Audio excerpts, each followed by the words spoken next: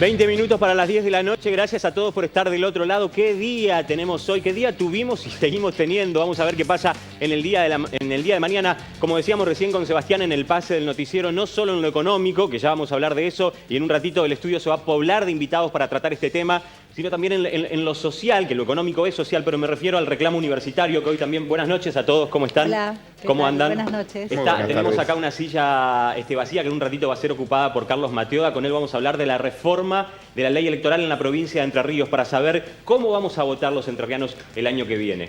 Pero decía, hubo una marcha, ¿no? Multitudinaria, tenemos que decirlo, en todo el país y creo que en Paraná también. Sí, sí. Varias marchas, sí. La principal en la ciudad de Buenos Aires y otras se replicaron en distintos puntos del interior. Acá en Paraná hubo una muy grande, muy masiva. Sí, sí. Estamos viendo imágenes ahí atrás de ustedes. Sorprendió la cantidad de gente que asistió hoy por la tarde. Sí, es un reclamo que, bueno, venía tomando fuerza. Nosotros hablamos de esto, el programa anterior, exclusivamente sobre este reclamo universitario para tratar de comprenderlo. Invitamos a muchos referentes del tema. Y era, para mí, obvio que iba a terminar en algo así, ¿no es cierto? Me parece Yo no esperaba Luz? Sí, no esperaba que la movilización de Paraná fuera tan grande. También se movilizó en Concepción del Uruguay, en Gualeguaychú. Ajá.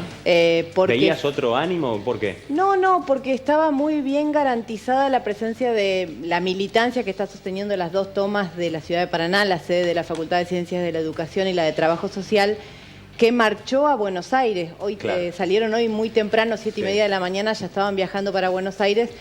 Una concurrencia muy importante de quienes están sosteniendo la actividad cotidianamente con mucho desgaste. Definitivamente la convocatoria logró trascender lo que es el cúmulo de militancia que está sosteniendo el conflicto desde hace varios días. El ámbito del universitario, ¿no? Que eso es lo que decíamos en el programa. Ojalá lo que pasa es que la universidad pública, creo que estamos todos de acuerdo, todos o la gran mayoría venimos de la universidad pública y es un tema que no creo que haya mucha divergencia ni grieta. Claro. Bueno, todos no, evidentemente el gobierno nacional no está tan de acuerdo ni con las tomas ni con el manejo de presupuesto. Bueno, la toma no. Este conflicto. No es solamente la cuestión presupuestaria, porque cuando le recorta incumbencias a los títulos, como hizo principios de año o fines del año pasado, en realidad si vos eras ingeniero tenías incumbencia para esto y esto. A partir del recorte de incumbencia, que es 0 pesos, no es más presupuesto, habilita que un ingeniero para tener tal incumbencia tenga que hacer un posgrado en una universidad privada. Entonces, hay un diseño de achicar y elitizar la universidad, desalentar y de esa manera sí, habiendo vaciado de estudiantes las universidades, avanzar con los recortes. Con los recortes. Es un tema, como decía una de nuestras invitadas, el martes pasado, no recuerdo el nombre, pero es un tema que realmente hay que conocerlo porque no es un reclamo salarial docente de los universitarios. Es un tema presupuestario que abarca muchísimas áreas de la universidad y que, por supuesto, hace realmente poner en riesgo el funcionamiento. Recordemos que el rector de la UNER dijo en su momento que si esto seguía así, llegábamos hasta septiembre, que fue una frase que puso en alerta a todos. Después aclaró que había algunos fondos que podían garantizar, fondos propios de la universidad para llegar hasta fin de año. De hecho, fue justamente el presidente Macri que tuvo una reunión con los rectores de las universidades y se planteó el tema y se aclaró esta cuestión de que se van a paralizar algunas obras, se van a afectar algunas cuestiones, pero para nada, digamos, el funcionamiento de las universidades públicas. Respecto de la situación de la UNER, hace unos días el rector hizo una exposición bastante minuciosa de la situación presupuestaria. Y respecto de lo que veníamos comentando en distintos programas, se actualizó, no se llegó a actualizar, pero sí se avanzó en la normalización de los atrasos de las partidas que se asignan, que llegan a Entre Ríos y a todas las universidades del país en concepto de gastos. Había una demora de 6 meses y se fue achicando eso en los últimos 2 meses. Evidentemente había algo que revisar en los presupuestos universitarios. Igualmente el presupuesto universitario en los últimos 2 años creció un 140%, digamos, respecto de lo que se recibía anteriormente. ¿Pero qué pasa con los que resulte poco ahora porque impacta la tarifa de la energía y demás otros como en el resto de las casas es indiscutible. El gobierno había argumentado que eran 95% de aumento y la inflación en el mismo periodo había sido de 95 y que la inflación había sido de 129, pero con un agravante que es lo que vos decís, el tema de los costos de los servicios, que las universidades pesa mucho y también todo el tema de los materiales de estudio, investigación y desarrollo. Y además el crecimiento de la universidad. La Universidad Nacional de Entre Ríos creció muchísimo en los últimos años y a raíz de la oferta que ha realizado en cada una de las unidades académicas con las tecnicaturas, bueno, que hoy están en riesgo. Creció muchísimo la inscripción de ingresantes, creció muchísimo la cantidad de alumnos y también la propuesta que la universidad decía uno de los ofrecía. decanos de la UADER que hubo un incremento grande también en la matrícula de ellos, de la UADER. Nosotros también vamos a seguir hablando de este tema. Queríamos hacer un pantallazo porque realmente las movilizaciones en todo el país fueron muy masivas. Nosotros tenemos una reforma en la ley electoral de la provincia de Entre Ríos. ¿Cuándo vamos a votar en el 2019? ¿Y cuántas veces vamos a votar el año próximo? Mirá el informe y debatimos a la vuelta con nuestro invitado.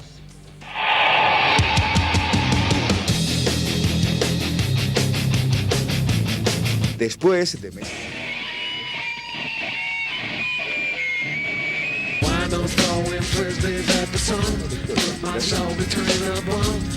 Producto de un acuerdo entre el oficialismo y Cambiemos, se aprobó una reforma electoral que le permitirá al gobernador Gustavo Bordet separar las elecciones provinciales de las nacionales. Para que esto se concrete antes del 11 de enero, deberá emitir un decreto. De ese modo, en abril de 2019 se podrían llevar adelante las PASOs en las provincias y en junio las generales para elegir cargos ejecutivos y legislativos. En conclusión, en 2019 los entrerrianos podríamos ir a las urnas 4 veces. Una PASO y una general para los cargos provinciales y una PASO y una general para los cargos nacionales. ¿A quién favorece?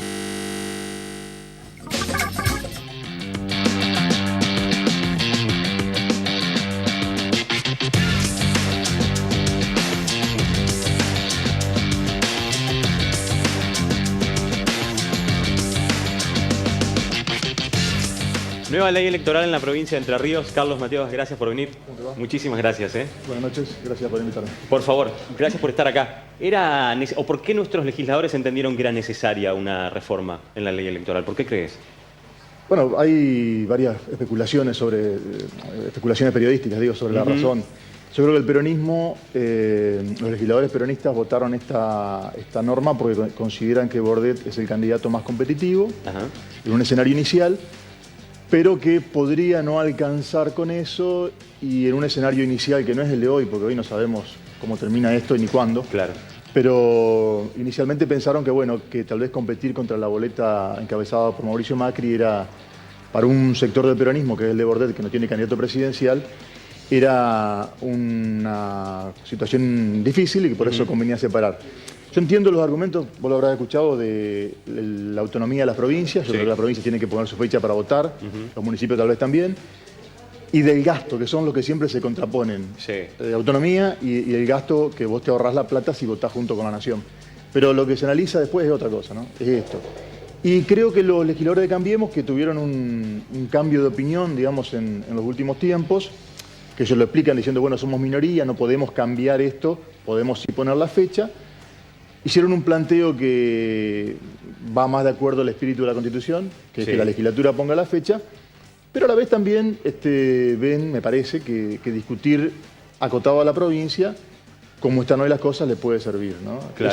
Eso motivó que algunos peronistas no estuvieran de acuerdo con esta ley que le permite a Bordet, que habrá que ver si decide o no después. Si decide o no. Bordet tiene 114 días, 115 días para decidir. Eso es importante aclararlo, ¿no? Porque se comunica como la nueva, pero en realidad contalo a eso. Él tiene hasta el 10 de enero para definir si aplica el criterio de simultaneidad, una cosa que los gobernadores están habilitados del año 61 para que la elección sea junto con la nación, o si se para. Eso por decreto, digamos, ¿no? Sí, pero digo, tiene mucho tiempo. Tiene mucho tiempo. Falta rato todavía para saber. Con lo cual se puede ir especulando con el escenario político, ¿no? Claro, y él dijo hace un par de días en Asencam que iba a buscar un acuerdo con las fuerzas políticas, una escena de consenso. Primero dije, bueno, está planteando, hemos logrado todo por consenso, basamos también a esto por consenso, pero me parece que en realidad estaba dejando abierta la puerta para no hacerlo. Carlos, para que no le digan después, hiciste la reforma y no... Exacto, ¿para qué? Si sucede, ¿no? Si sucede este decreto y tenemos que... Y sucede definitivamente, se hace efectiva la reforma, ¿cuándo comenzamos a votar el año que viene? Bueno, las primarias serían el 14 de abril. En abril. El segundo domingo de abril. Las generales el segundo domingo de junio, que esto también trajo polémica. Para los cargos provinciales y municipales. Sí. La general de agosto, que creo que es el 15 por ahí, de agosto o 14, no me acuerdo. Y la primaria en octubre, que sería el 20 de octubre. Claro. O sea, y eventual balotaje, ¿no? Y eventual balotaje. Claro, serían Estamos ante veces. 4 veces. Bueno, vamos 4 a aclararlo. seguras. Claro, en el caso de que el gobernador saque este decreto en donde diga que vamos a tener esta reforma electoral, vamos a votar 4 veces segura y 5 con una posible votación. Los entrerrianos. Al margen de esta conveniencia partidaria, digamos, que ven cómo está la situación o que el PJ no tiene a lo mejor un candidato presidenciable, ¿no te parece que para nosotros los votantes es cansador? Que hay gente que puede decir, bueno, yo voy acá no voy, sé que hay multas, sé que hay... No. ¿Cómo es, por ejemplo, en Santa Fe, en las otras provincias que se vota así? A mí me parece que no. Siempre se dice, uy, hay que ir a votar, y después la gente va y vota. Es medio una ficción, tal vez que yo hago para explicar incluso mi trabajo, pero me parece que no. Yo te digo porque tengo hijas adolescentes y cuando le comentaba el tema me dijo, no, yo no. Tenés que tratar de convencerlas. No, por eso te digo, a la gente le gusta. A ver, Seba, vos tenés esa teoría, sí. A la gente le gusta ir a votar. Tantos años y tantas vidas peleando la posibilidad de votar en una democracia. Me pongo linda para ir a votar, dice.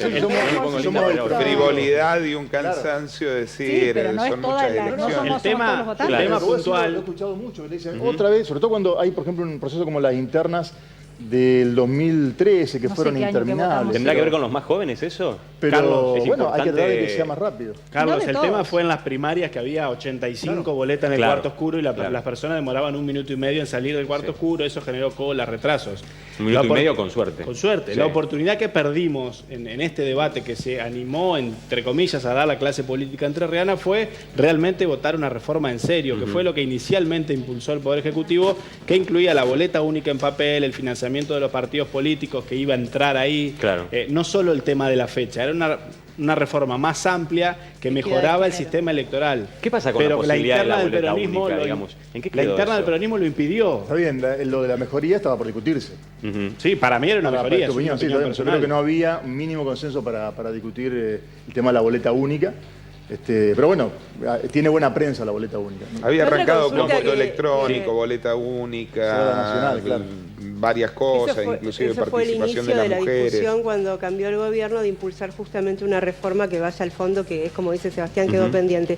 Mi planteo es, apuntando a lo que vos decías, Carlos, de que esta reforma, digamos, se logró, Bordet tiene la herramienta, hay que esperar hasta fin de año a ver si lo utiliza o no. No sé si con la reglamentación de la ley o con un decreto, como vos planteabas. Me parece que a simple vista lo que deja planteado es un escenario político totalmente distinto. Uribarri, presidente de una Cámara donde no tiene los votos, cosa que no pasaba hasta hace poco, no tuvo ni siquiera los votos de su propio bloque para frenar una reforma, solamente fue acompañado por el solanismo, un grupo que cuando fundó el grupo Talleres, Julio Solano fue el primero que rechazó la postulación de Uribarri cuando Busti lo postulaba.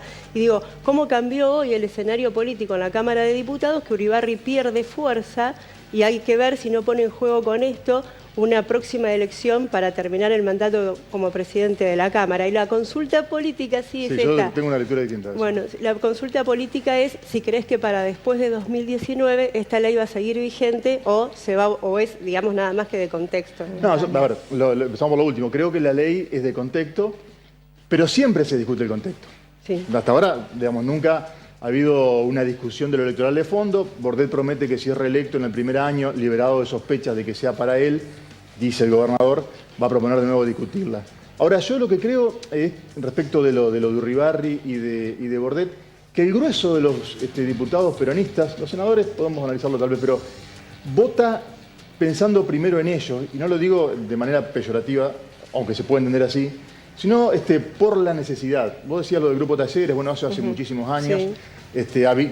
Todos los dirigentes políticos tienen una de cal y una de arena y podemos buscar el archivo, pero me parece que ellos lo que vieron es como cuando, ¿te acordás cuando votaron la reforma de la 3001 con reelección de intendente de primera categoría? Porque era lo que hacía falta.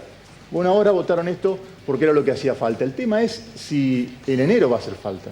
Que yo, la verdad, tengo alguna duda por esto por lo que van a hablar después en el programa, ¿no? De cómo viene la marcha de la economía y eso. Pero la lectura inicial me parece que tiene que ver con eso. Y hay legisladores, y tomo el ejemplo de 2 o 3, Marcelo Bisogni, Valenzuela, Ángel Vázquez, que no creo que le lleven mucho del hocico, digamos. ¿Por qué digo esto? Porque si el otro día hubo un proyecto de resolución por el caso de Cristina, que no votaron los hoy más bordetistas Allende y Navarro, y el resto del bloque lo suscribió. Si el bordetismo se definía por eso, tampoco lo conduce Bordet. Me parece que tienen... A mí me parece, autonomía. Carlos, de todas maneras, otra cuestión que quedó pendiente en esta reforma electoral fue poner por ley los criterios para incorporar a las minorías partidarias. Pero eso no lo puede fijar la legislatura. Eso corresponde a las cartas orgánicas de los partidos. Pero no, podría definirlo la ley. Podría definirlo también perfectamente. Y resolver la cuestión de que el radicalismo sí le da lugar a las minorías y el peronismo de hecho, no. El radicalismo lo fija, el PRO lo fija, es La el propuesta peronismo era el poner, que no lo fija. Como dice Claudia, era poner un piso, un mínimo, y que después cada carta orgánica lo corrigiera. Eso se perdió en el Senado. Yo entiendo que a raíz Eso de hay que leerlo en clave de la interna del peronismo, como decía Claudia, me parece que habla del escenario, de los realineamientos dentro de la me parece Cámara. que el bordetismo, si existe como tal, sigue esa instancia, ve que va a tener los votos de Cambiemos. ¿Para qué quiere los de Urribarri, que eran 2 o 3, y Solanas, que era lo que garantizaba ese 15%? Quedan cosas por ver todavía. Carlos, ya que te tenemos acá, te aprovechamos. Estás hablando de enero, ¿no? De que hay que ver qué va a pasar en enero y que todos nuestros políticos también están especulando con eso. Hablo de enero, aclaro, por el decreto, los días que tiene Bordet para decretar esto. ¿Cómo ves la situación de hoy y qué te parece que puede afectar el año que viene al año electoral, ¿no? Yo no quiero decir una barbaridad, pero la historia reciente del país muestra que ante hechos como estos puede haber un montón de cosas. La que yo quiero es que al gobierno le empiece a vivir en economía, porque vivo acá, pero digo, no sé si Macri termina el mandato, si hay elecciones adelantadas, cosa con la que han especulado periodistas de medios como Morales Solá, que no son kirchneristas, digamos. Así que bueno, en ese contexto me parece que es de absoluta incertidumbre. Sí. Y como la lectura inicial era, salvo lo que planteó Urribarri del acuerdo con Macri, pero la lectura inicial era separamos porque no nos conviene ir con Macri, y ahora Macri tiene este problema, digamos, tenemos todo este problema y él tiene que resolverlo. Me parece que no está definido. Yo por eso decía que me parece que Bordet dejó una puerta abierta ahí cuando dijo lo del consenso, para que si eventualmente no desiste, no le reprochen, bueno, ¿para qué hiciste la reforma? Claro, y no la usaste, ¿no? claro. Esa es También me parece que hay otra cuestión ahí dando vuelta. Lo que vos decís, bueno, sí, balotaje, difícil, depende de quién participe, porque si las cosas siguen como hasta ahora y nada indica, va a ser muy complicado que Macri llegue, pero yo no estoy hablando de la anticipada porque me parece una victimización del gobierno, eso de plantear de que se puede ir antes. Constitucionalmente no puede. Ha pasado varias veces. Pero también está la otra figura, que es una figura muy fuerte dentro de un sector muy importante del kirchnerismo, que es Cristina, que también es uno de los alineamientos posibles y por los cuales llegar o no juntos a las elecciones. Y es un factor importante en el peronismo para sacar a Cristina de la elección provincial. Que Cristina no juegue y ahí evitar el posicionamiento distinto entre Bordet y Urribarri. Claro. Ahí está la interna del peronismo a las claras. Ese es el gancho del 15%. Exacto. Cristina, claro. Si la elección se separa, el miedo o el Urribarri cariño a no tenía a Cristina para ir a esa boleta, y con el 15% entraba en la interna del PJ. Gente, muy probablemente, como lo está diciendo Carlos, el año que viene los entrerrianos vamos a estar votando desde abril. Digo muy probablemente, a lo mejor pasa que no. Estamos en una situación que hoy comenzó y parece que se viene bastante complicada. El dólar, Carlos, vamos a continuar y vamos a recibir más invitados. Mil gracias por venir. No, quédate. Es muy importante conocer esto de la reforma electoral. Tenemos que saber cómo vamos a votarnos. Es muy importante, no solo en Entre Ríos. Los argentinos tenemos que saber qué votamos, cuándo y cómo vamos a votar. Estén atentos a esto, porque lo vamos a saber en el próximo tiempo. Hoy, jornada febril con respecto al billete verde, con respecto al dólar. En alza, una escalada que parece no tener techo. Nosotros queremos saber de qué se trata, por eso en un ratito el estudio con invitados. Mirá el informe y debatimos a la vuelta.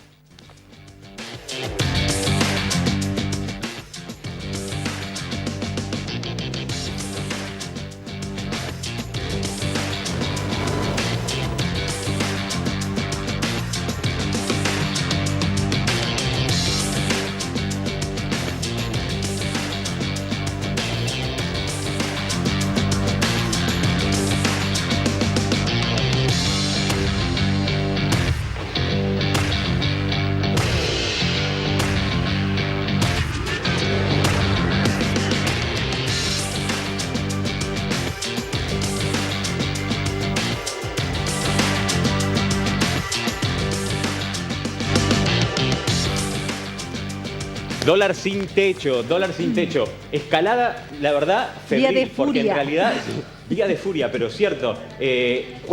¿Alguien sacó la cuenta de cuántos pesos subió? Vamos a hablarlo en pesos. ¿Cuántos pesos subió hoy el dólar? 7 pesos más o menos. 7 pesos. Sí, ¿Y 6, eso? 7. No, perdón. 5 pesos. 5, 6, sí. 5 pesos. De 35 a 40. ¿Saben lo que pasa también? De Que a mí me llama mucho la 34. atención la diferencia que hay de cotizaciones entre un banco y otro. Llega a haber entre 2 y 3 pesos de diferencia. Sí, sí, sí. Y en Pero Buenos eso, Aires y Paraná también. ¿Eh? Y lo que te ponen en Buenos Aires y en Paraná es Sí, no, distinto. pero en los Bueno, bancos... pero hoy en día el con flete. el home banking podés comprar de cualquier banco, de cualquier lugar. En, digamos, ¿no? Sí, en es cierto. agosto, Sí. al margen del día de hoy escuché en agosto, fue el 42% que subió el dólar, solo en el mes de agosto. Solo en el mes de agosto. Gente, nada, lo vamos a debatir. La verdad es que ha sido una jornada complicadísima en nuestro país. Esto genera siempre mucha incertidumbre, ¿no? Tenemos también nosotros esta cultura. Queremos saber ahora realmente en qué afecta el dólar, en qué afecta realmente y en qué no debería afectar y si afecta, de lo cual estamos hablando a veces de nuestras famosas avivadas, ¿no? Para dilucidar un poco esto. Pausa cortita, breve y debatimos a la vuelta con todos los invitados. Ya venimos.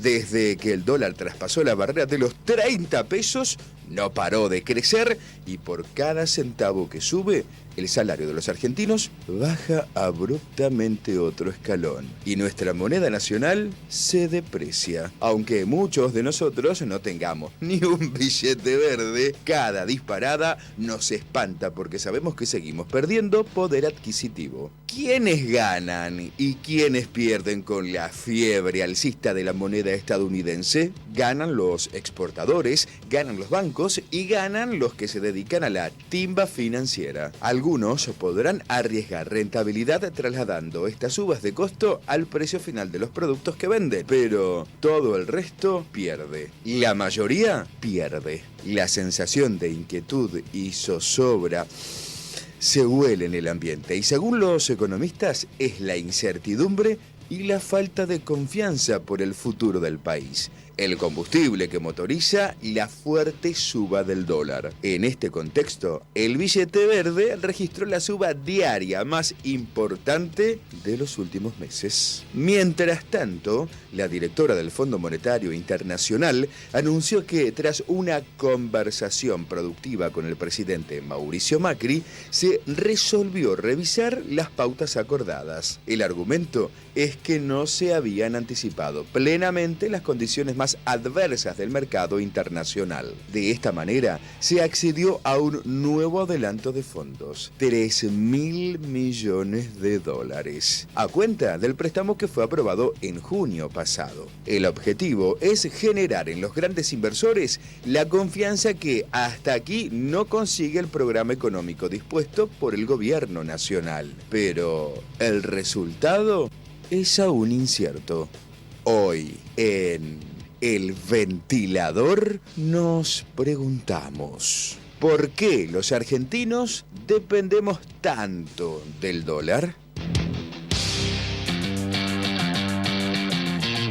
A ver, si lográsemos llegar a una conclusión en este programa con respecto a esa última pregunta, sería, pero la gloria, ¿no? ¿Por qué los argentinos dependemos tanto del dólar? ¿Quién se anima a decirlo cortito? Es imposible dilucidar eso. Sí que somos un país que el dólar marca el ritmo de la economía muchísimo más que otros países. Más allá de que tengamos una economía más o menos dolarizada, más o menos internacionalizada, en otros países, Brasil, Chile, mucha gente, en Brasil ni saben cuánto cotiza el dólar. Claro. Acá es una rareza y creo que la historia reciente de la Argentina explica mucho de lo que pasa hoy, reciente de los últimos 30, 40 años, donde el dólar siempre fue un tema constante en la economía y en la política argentina. Sí. Juan Leiva, de Leiva Hermanos, gracias por venir. Por favor, agentes de inversión, ¿no? Agentes de bolsa. Agentes de bolsa. Así es. ¿Qué pasa en estos momentos con la gente, ¿no? Con aquellos que tienen unos pesos para invertir? Digo, ¿van por el dólar o van por otro tipo de inversiones? Porque hay muchísimas, ¿no? Uno se pasa hablando del dólar, pero en realidad ustedes lo saben muy bien. Sí, la realidad es que el mayor volumen de operaciones se dio frente a dólar, ¿sí? Compra de dólares principalmente, ya sea vía dólar bolsa, dólar MEP que se llama, o compra de dólar futuro. Claro, ¿sí? claro. Hubo también operaciones en pesos, hubo mucha gente que a pesar de la sugerencia decidió quedarse en inversiones en pesos, en cauciones en pesos, en LEVAX en pesos. Las LEVAX a 20 días hoy estuvieron en el 75% aproximadamente. En el 75%. Así es. O sea, ¿siguen teniendo éxito, te parece, las LEVAX? La sugerencia de nuestros clientes fue hace ya algunos meses dolarizar la cartera y salirse de los fondos comunes de inversión. A ver, para que se entienda, 75% anual las LEVAX. Sí. O sea, el proporcional ganan 20, el equivalente a 20 días de lo que sería 365, 75%. Pero ella acaba de decir que en una semana aumentó 43% el dólar. Seguro. Claro, por eso. En todo el mes por eso le pregunto. Claro. Con estos niveles de movimiento, negocio como el dólar no hay. Aquel que puede especular. Ahora, ¿qué pasa en días como estos, Juan, donde hay... Porque hay casas de cambio, por ejemplo, que en determinado horario, y bancos también, vamos a decirlo, optaron por congelar la venta, digamos. Sí, bueno... Son un poco particulares estos días, vamos a decirlo, pero... De alguna forma, ese comportamiento se da porque si yo tengo algo que sé que hoy vale 1 y mañana va a valer 5, en cualquier negocio, simplemente trato de venderlo mañana que va a valer 5. Claro. Y sobre todo si tengo mucha expectativa de que se dé ese escenario. La realidad es que uno puede comprar dólar no solamente en el banco. Una posibilidad es ir al banco y comprar dólares en el banco en el que tenga cuenta, a la cotización que me ofrezca el banco. Otra posibilidad es ir a una casa de cambio y comprar, ir al mostrador, presentarme, hacer la cola y comprar. Y otra posibilidad es el dólar MEP, que es la compra de dólares vía la bolsa, que suele ser unos 20-25 centavos mejor, es decir, más económico, más barato, a la hora de comprar más barato, que la cotización de Banco Nación, por ejemplo. Claro. Hoy Banco Nación terminó en 38.50, por ahí anduvo, frente a algunos otros bancos que, por ejemplo... Ya pasaban los 40, 50, 41, claro. Uno elige, como en todos los productos, dónde comprar. Claro, tal cual. Juan Ignacio, perdón, ¿le puedo hacer una preguntita? Sí. Me llamó la atención lo que decías, que la gente le habían sugerido que se cambien de las LEVAC, por ejemplo, al dólar, y mucha gente no lo había hecho. Como en todo... Porque yo pensé que el dólar siempre para el argentino era el dólar, que no hay cosa la más. realidad es que no. En los últimos 4 años las inversiones en pesos, ya sea en la bolsa, en el Merval, en fondos comunes de inversión e inclusive otras inversiones como pudieron ser las LEVAX, fueron más competitivas que el dólar, ¿sí? Claro. Inclusive hasta el año pasado. Este año eso cambió y frente al cambio de ese escenario, la sugerencia a los clientes es conserven el poder de compra de sus ahorros. Claro, tal cual. Nicolás Brunner, gracias por venir, licenciado en Economía, además director de la carrera de licenciatura en Economía. Contador público. Contador público de la Facultad de Ciencias Económicas de la UNER. ¿Qué hay de cierto en esto? ¿La moneda se aprecia cuanto más demanda tiene? ¿Esto tiene que ver con que nosotros salimos a comprar también? Los minoristas, digamos, ¿no? Sí. ¿Cuánta responsabilidad tienen en la suba del dólar? Yo creo que no son lo que explican hoy, ¿no?, el movimiento de la divisa. Claramente lo que estamos transitando es una situación de desconfianza extrema, ¿no?, del mercado, entiendo, en el programa económico del gobierno. ¿Sí? Ha quedado en evidencia, en el día de ayer el presidente, antes de que abra la rueda, sale a hacer algún anuncio vinculado a reprogramación de los desembolsos por parte del Fondo Monetario. Fue una cadena, una de las primeras, creo, ¿no? Sí, 1 minuto y medio, 2 creo que duró. Pero evidentemente el mercado no tomó registro y hoy por la mañana en la misma línea sale el jefe de gabinete a hablar, digamos, y desconocer de alguna manera problemas económicos graves y hablar de que no va a haber cambios en el gabinete y rápidamente la divisa vuela por los aires, es decir, que los referentes políticos más importantes que tiene hoy el gobierno no pueden sostener, ¿no? Creo un poco la... ¿Cuánto depende de la cuestión política y cuánto de la cuestión de una medida económica mañana? Es difícil, digo, yo creo que la confianza tiene que ver un poco de también cómo se han suscitado, ¿no? Los hechos durante este último tiempo. Recién hablaban de la devaluación a lo largo de este mes del 40% y si tomamos el valor de la divisa al 1 de mayo respecto de hoy, tenemos una devaluación que ya llega casi al 100%. Claro. Y la verdad que las expectativas o las perspectivas son bastante complejas porque hoy los dólares del FMI son absolutamente necesarios para mantener el programa del año próximo, pero también es cierto, y salió hace algunos minutos el ministro Duhovne a hablar de que el lunes van a hacer anuncios profundizando medidas para reducir el déficit. ¿Sí?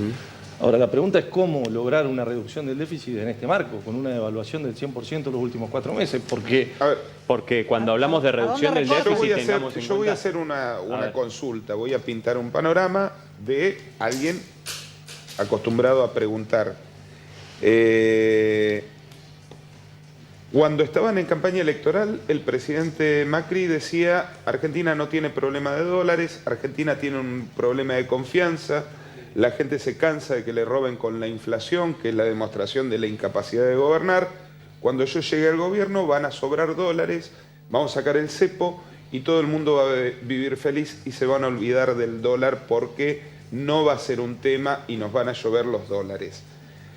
Asumen el gobierno, sacan las retenciones, que era una manera de capturar una parte de los dólares de exportación, sacan el freno que había para que no cualquiera pudiera comprar dólares para cualquier cosa, que era una administración de un bien escaso como era la divisa, saca el requisito para los dólares que venían del exterior de estar 365 días en el país, que no pudieran entrar y salir las golondrinas, los capitales golondrinas, desregula absolutamente todo y desregula hasta la importación de cosas que nosotros producíamos. Entonces, genial, podemos salir y traer cosas del exterior más barato, podemos comprar ahora el iPhone en Argentina. Y empezó a descuidar el tema de los dólares. Y uno mira las balanzas comerciales y año a año, mes a mes, se va agrandando el déficit de dólares que tenemos entre lo que vendemos y lo que cobramos. Entonces, si dentro de Argentina no fabricamos los dólares y cada vez perdemos más dólares, hasta enero se cubría con endeudamiento externo. Vino Caputo y dijo: muchachos, no nos prestan más afuera, vamos a pedir ahora los dólares en el mercado interno. Sacó Mariano, pero ¿cuál dijiste? Yo voy a hacer una pregunta. ¿Cuál es? Se terminaron los dólares que están disponibles porque ya no nos prestan más y estamos perdiendo dólares año a año con la evolución y no hay una sola medida para corregir la pérdida de dólares. A ver, Gustavo, gracias por venir, Gustavo Sánchez Romero, periodista amigo. ¿Lo ves así? No sé cuál es la pregunta, no entendí. No, él no hizo una pregunta. El déficit fiscal no tiene nada que ver con la falta de dólares y que el tema del salto del dólar es porque el único que vende no es el privado que va y vende al mercado, sino el Banco Central. Y no entra dólar. Pero yo pregunto, ¿somos un país que admite, vamos a presentar también a Gabriel Weidman, gracias por venir, economista, licenciado en economía, ¿somos un país que admite un dólar flotante? Y es difícil pensar estos últimos días con la alta flotación que tuvo el tipo de cambio, ha generado mucha expectativa de que va a seguir creciendo y no tenemos incorporada la expectativa de que el tipo de cambio se contraiga. Es decir, que salga cada vez más barato. ¿Por qué nos afecta tanto en los precios nuestros de cada día? Entiendo que tienen que afectarlo en las cosas que vienen de afuera, ¿no? O que uno las tiene que pagar en dólares. Pero en aquellas que producimos acá, ¿cuál es la relación directa? Y por lo general también las cosas que producimos acá tienen un fuerte componente importado o en alguna medida un componente importado. Pensar desde la energía, por ejemplo, que se utiliza para hacer este programa, tiene un componente dolarizado, el cual varía en función también del tipo de cambio. Entonces, que se evalúe probablemente implique también aumento de los costos de todos estos bienes, por más que se produzcan internamente. Y también muchos de los bienes que se producen acá tienen la oportunidad de ser exportados, como son muchos de los bienes primarios. Entonces, ante un precio mayor de exportación, yo también reclamo ese precio interno, entonces hace que yo busque aumentar el precio interno a pesar de que pueda exportarlo. Claro. En algunos sectores de la economía, y que me corrijan ellos que son entendidos, y yo no precisamente en la materia de economía, pero me parece que para algunos sectores que están últimamente exportando, este dólar quizás pueda ser más competitivo. Me voy a poner, por ejemplo, el sector citrícola entrerriano o algún otro sector pequeño que haya podido empezar a exportar a distintos países limítrofes. Pero me parece que el problema, sí, para el sector, por ejemplo, agropecuario, es cuando el insumo está dolarizado y ahí la ventaja competitiva se achica, digamos, o se vuelve, digamos, inmanejable. Nosotros, dentro de las unidades de negocios que tenemos en nuestra compañía, tenemos una unidad de negocios agro, somos corredores de cereales y subproductos, tenemos clientes en todo el país y comerciamos con exportadores y con productores habitualmente, ¿no? Y la realidad es que en el caso de la producción agropecuaria, los insumos que utiliza son dolarizados, pero su producto también está dolarizado. Es decir, es un commodity que cotiza a nivel internacional. Es a precio internacional. Y la realidad es que el precio está compuesto por el precio internacional, en el caso de que tenga retenciones, más o menos retenciones, por el tipo de cambio del día en el que se liquidó la mercadería. Juan, pero ¿qué quiere decir? ¿Que no hay un riesgo a pérdida tan grande, digamos, en ese sector? No, quiere decir que no es un sector que pierda. Por eso. Exactamente. Hoy cuando hablábamos de la necesidad de generar dólares, creo que es mucho más sencillo y que no necesariamente hay que ser economista. Es decir, es difícil llevarlo a cabo, ¿no? Pero la realidad es que nosotros gastamos más de lo que producimos. ¿Sí? Y sé que se escucha en muchos lugares, pero es tan sencillo como eso, gastamos más de lo que producimos. Ahora, ¿qué tenemos que hacer? Tema... Generar condiciones para que esa producción y esos dólares que se producen vía exportación, no solo citrícola, sino nuestra provincia avícola, ¿sí? o de productores agropecuarios, una cantidad de producciones que Pero este tipo de exportar. situaciones no frenan el consumo y no termina siendo un riesgo. Sí, el consumo se frena por otra cuestión que es la recesión que genera la pérdida de poder adquisitivo en definitiva. Pero digo, ¿no es un riesgo para generar más de lo que consumimos? Porque no termina siendo una cadena, quiero decir. Sí, está bien, pero claro, yo creo... si consumimos más dólares que los que producimos, lo que tenemos que hacer de alguna manera es también cuidar los dólares y no decir, muchachos, llévense todo lo que quieran, no liquiden lo que exportan. Pongamos un cepito. ¿Y volver a una regulación cambiaria? Regulación cambiaria, claro. Administración. Fue bárbaro.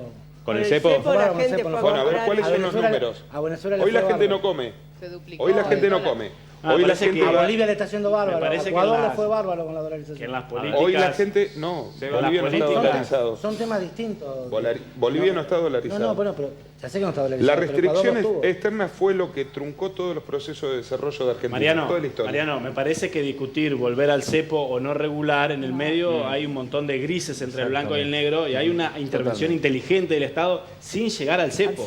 Porque realmente el cepo fue un problema para la economía y muy grande. El mayor productor de dólares es el agro. Entonces vos le decís, sí, venimos de una sequía también. liquides, venimos de una sequía histórica. No podemos hablar del agro como hablábamos. Del agro 30% de caída de producción por la sequía. 70%. 70%. Por ahí Juan Ignacio lo sabe mucho más en números. Sí, en realidad miremos este ejemplo. Porque se está hablando y de hecho algunos productores nos consultan, ¿no? Enseguida cuando se necesitan dólares, ¿qué es lo primero que se piensa? Pongámosle retenciones a los exportadores, ¿no? a quienes exportan, principalmente al agro. Sí, lo va a resistir de alguna forma. Y el claro ejemplo es el trigo. ¿Sí? Le sacaste retenciones al trigo y te explotó la producción de trigo. 12.000 millones de dólares se esperan para diciembre. ¿Qué significa eso? Que producís mucho más trigo, exportás mucho más y te ingresan más dólares. Pero no estalló la producción de soja. ¿por qué? Porque el trigo tenía un rendimiento mucho menor que la soja. No, ahí juega el precio internacional. Entonces, el productor también va variando, va jugando. Hubo cuestiones climáticas. Su estrategia, además hay cuestiones climáticas a nivel internacional. Está el tema de China, la guerra de China con Estados Unidos, que está también generando impacto sobre el precio. No es tan sencillo la formación del precio internacional. Lo que sí yo creo que hay que hacer. Cuando Sebastián plantea que hace 40, 50 años, el problema nace ahí cuando Argentina empieza a tener una inflación mayor que la de Estados Unidos, cosa que no había pasado hasta ese momento, empieza la desconfianza sobre el peso, que es algo a ver, el atributo principal que tiene el dinero como factor de la economía es la reserva de valor. Tiene otras dos más, pero cuando uno cree que lo que ingresa en peso, en nuestro caso peso, no va a poder sostenerlo en el tiempo, lo que hace es busca atesorar cualquier valor, dólar, oro, lo que fuere, que le va a garantizar la reserva de valor en el tiempo. Pero ¿sabes qué? Me pregunto, eso es lo que ha pasado ¿qué pasa hoy? que nosotros vos decís desde ese momento, estamos hablando 40 años atrás, comienza la desconfianza en el peso. Los mercados tienen desconfianza en nuestras medidas. Nosotros tampoco tenemos confianza en nuestra moneda. ¿Cómo no podemos salir de eso? Hay una constante de hace 50 años que es el déficit fiscal. Exactamente. Entonces, si como dice Juan, no dejamos de gastar más de lo que... Digamos, es como Alejandra Esnaola, gracias por estar acá, de Credigal. O sea, Credigal yo creo que el principal problema, y cada vez como no lo atacamos al déficit fiscal, cada 10 años tenemos que producir una gran devaluación. El del 2001 fue lo mismo y fue un déficit fiscal del Estado. ¿Y por dónde recortás, Alejandra? Porque no podés tocar, será produciendo más, como decía Juan Ignacio, pero también... más, exacto. Pero a la vez es que es el círculo vicioso de la pobreza. Sí, déficit Como fiscal no y balanza comercial. Hay dos visiones. Son dos variables. Hay dos visiones. La macro que hay que tener en cuenta. Cuánto vendemos y cuánto compramos al mundo y cuánto gasta el Estado y cuánto Claro, ¿qué cuánto hablamos, recauda? perdón, ¿no? Nicolás, cuando decimos producir más sería la solución? Y entonces, tenemos una tasa del 60%. ¿A qué nos referimos cuando hablamos de ¿Es lo eso? que impulsa la inflación? No, a ver, bueno, es una Para discusión mí muy sí. profunda. Evidentemente yo no la comparto plenamente. Yo creo que hoy el problema de dólares es básico, digamos, es un bien escaso. Cuando en el mercado se ve, digamos, que salen más dólares de los que entran, el precio de la divisa empieza a reaccionar, ¿no? Es decir, cuando vemos que no va a haber divisa, el mercado sale a buscar retenerla. En el medio, digo, y más allá del saldo de la balanza de pagos y esto del comercio entre Argentina y el resto del mundo, también es cierto lo que marca Mariano, ha habido una total desregulación. Sí. Desde diciembre de 2015 a la fecha se fueron 20.000 millones de dólares, ¿sí? En formación de activos externos netos, que tiene que ver un poco con... Fuga de esa capitales. Fuga de capitales. Pero también se iban antes, Nico, porque se iban en esos montos. Se iban en la exportación de combustible, 14.000 millones al año, se iban en turismo. Lo que yo digo es, a ver... Digo, pero analicemos el saldo, ¿no? En términos de lo que entraba versus lo que salía. Evidentemente hoy estamos en una crisis como la que estamos. Pero ¿quién entraba? Si el problema de Cristina fue el mismo. Perdóname, vos sos tuvo dos periodista económico. Tuvo dos devaluaciones. Vos sos periodista económico, contame. Sí, sobre todo a fin de mes cuando recibo el sueldo. Bueno, pero entendés. Ahí hay que ser mago. O por lo menos como yo que te animás a hablar. A ver. Déficit de balanza de pagos. ¿Cuál era durante la época de Cristina? Y decime que había un déficit de balanza de pagos. Pero Mariano, en la época de Cristina... Pero si no había indicadores, ¿qué ibas a ver que había? Bueno... A ver, Claudia, 40 perdón porque no se igual. escuchó. ¿Qué? En la época de Cristina, la relación comercial que tenía Argentina era con Venezuela y con Angola. No es cierto, Claudia. No es cierto, pero... No es cierto. No tenía una es cierto. apertura a los mercados. Esa era la pantalla. No, la para hacer pantalla no, esto, las cosechadoras, para las hacer un cosechadoras, país al las servicio cosechadoras de solamente Entre de Ríos los se que fueron a timbean Angola, por en favor. la bolsa de valores, el valor del dólar, los ADR en la bolsa, pero vos tenés que hacer un país que piense en el sector productivo y piense también en la gente que necesita ganarse el día. Yo lamento el decepcionarte, pero te digo que todos los funcionarios kirchneristas, incluso de esta provincia, porque los conozco, no le voy a decir al maestro que lo confirme, todos operan en la bolsa, Sus ahorros están en la bolsa. Pero hay un bueno, mito así que no hay que decir... A ver, Juan, ¿cómo? Sí, con respecto a la bolsa, que hay por ahí un error de concepto o un mito. Nosotros somos agentes de bolsa, obviamente, tenemos una pata en cada sector, ¿no? En el financiero y en el productivo a través del corretaje de grano. La realidad es que la bolsa, cuando uno piensa en la bolsa, a alguien está financiando. ¿Sí? Entonces, la bolsa también es un instrumento, es un ámbito donde uno se puede financiar. Por ejemplo, el ahorro. Vía exactamente, es la canalización del ahorro de la gente que financia a alguien. Entonces, la compra-venta de acciones, la compra de bonos, la compra-venta de cheques vía mercado, pagaré bursátil o la compra de emisiones de obligaciones negociables, están financiando empresas. De hecho, hay empresas de Entre Ríos que son las emitieron grandes obligaciones empresas, pero las pymes, que son 80% de la mano de obra, por ahí hay desconocimiento. Hay sociedad vía recíproca entre ríos que financian las pymes. El problema es que el mercado de capital es muy pequeño. Tenemos el 13% cuando Chile tiene el 70%, Uruguay es más grande que la Argentina. Hay desconocimiento respecto de los instrumentos, pero hay un instrumento para todas las pymes que se llama obligaciones negociables simples o obligación negociable pyme, que es avalado por un SGR y es como un bono que emite, y empresas de Entre Ríos lo han hecho, ¿sí? Pequeñas empresas y de Paraná de hecho, emiten como un bono hasta entre 3 y 5 años, ¿sí? La realidad es que lo más líquido y lo que más se está pudiendo colocar es hasta 3 años y se pueden financiar de acuerdo al ciclo productivo de la empresa. Estás hablando de empresas de Paraná que lo hacen. Así es. ¿Sí? Claro. Cuando suceden estas cosas, que lamentablemente tenemos experiencia en Argentina, de estas... ¿Cómo? Perdón, de estas corridas del precio del dólar, uno siempre aparecen estas frases de, listo, mis vacaciones, ya no pensar en vacaciones. Yo tengo mis dudas, digo, ¿a la gente pasa eso o uno aprovecha y esa inversión que iba a ser en algo un poco más grande, de última lo termina ocupando en viajar un poco? ¿Qué les pasa a ustedes a las agencias de viaje? Sos de Credigal, quiero decirlo, no sé si lo pude decir. Soy gerente de Credigal Turismo. Y nosotros se ve una retracción, por supuesto, hasta que aclare, como todo el mundo. Pero luego, en general, el argentino ahorra en dólares. Entonces, fue acumulando dólares durante el tiempo. Entonces, llegado el tiempo, se hace una meseta y se acompaña. Alejandra, ¿cómo decís el argentino ahorra en dólares por experiencia propia de ustedes? ¿Llegan a la agencia a pagar en dólares sus viajes? Sí. Hay mucha gente que lo hace. Porque ahí, quisiera que hablemos también un poco de eso. Sí. Los argentinos y los entrerrianos no somos la excepción.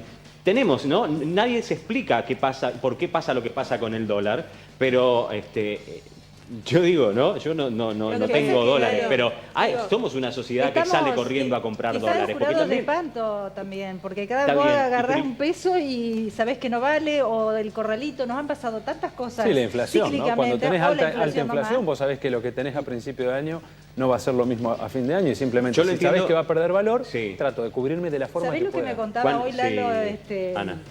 Un conocido? Anoche dice que lo llamaron y le dijeron, por favor, cambie $100, porque necesitaba pagar algo urgente, era de noche, le cambió a un amigo $100. Esta mañana, mi amigo que había cambiado los $100 fue al dentista. Le pregunta a la secretaria, ¿pago ahora? Y dice, no, a la vuelta. Me dijo, yo cambié mis $100 a 32 ayer y esta mañana pagué el dentista y me lo tomó a 38. ¿En cuántas horas había ganado plata? Claro. Es una pequeñez lo que estoy contando, pero se ganó 600 Estamos pesos. Hablando de un uso doméstico en ese caso. Hoy ya no hay que pensar, hoy, teniendo en cuenta lo que pasó hoy, que fue realmente dramático, yo creo que fue algo muy difícil del país. Ya no hay que pensar, ¿y qué pensás que va a pasar mañana, Gustavo? Eso iba a decir. Yo no creo que hay que pensar ya en el pass-through, en el paso hacia los precios del dólar a los precios, que va a ser fuerte. Va a haber un fuerte impacto en el empleo, va a haber un fuerte impacto en la actividad económica. Estamos ya en una estanflación galopante. Estamos hablando que de esto no baja. Entramos en un proceso muy complicado. La economía ha perdido precio. Hoy las empresas dejaron de vender, y las puedo nombrar con nombre y apellido. Suspendieron la venta a las 11 de la mañana, los molinos, las empresas, las de la ciudad, las del país. Hemos perdido precios de referencia de la economía. Entonces, yo recién me entero que Duhom le salió a hablar recién, yo no creo que llegue al lunes. Me parece que si algo tuvo el kirchnerismo... ¿Que llegue al lunes qué? Perdón, Si yo creo que... Duhom, no Duhom, le digo. Las medidas que va a anunciar, a eso me refiero. Yo creo que si algo tuvo el kirchnerismo de valorable fue que desde la baña a esta parte se eliminaron las políticas de shock. ¿Ustedes se acuerdan cuando apareció un ministro a las 8 de la noche y hacía un paquete de 15 medidas? Bueno, eso el kirchnerismo con un programa mucho más presidencialista logró contenerlo y vivimos unos años donde la economía era previsible más allá de las dificultades, independientemente de que uno esté de acuerdo o no de las políticas. Creo que llegó el momento, porque se ha perdido el liderazgo, porque la confianza está totalmente minada, porque ya no hay ningún tipo de referencias, que mañana el gobierno a primera hora haga anuncios importantes. Gustavo, te hago una pregunta. ¿Por qué siempre que hablamos de las señales que tendrían que darse al mercado, que saldrían de esta situación, hablamos de el déficit fiscal? Explícame concretamente en porque qué... es la madre de todas las batallas. Eso. Es como si yo te diría a vos, Luz, vos tenés una empleada doméstica, independientemente de que tenga blanco o negro. Sí, me decís, vos me ayuda los sábados, viene 3 veces. ¿Y por qué no pones 4? Y una le das el patio, otra le das los dormitorios, otra le das la cocina y otra que te lave y te planche. Porque no puedo. se me descuajeringa el presupuesto. Esto es lo mismo. Esto es lo que decía Juan recién, gastar cuando...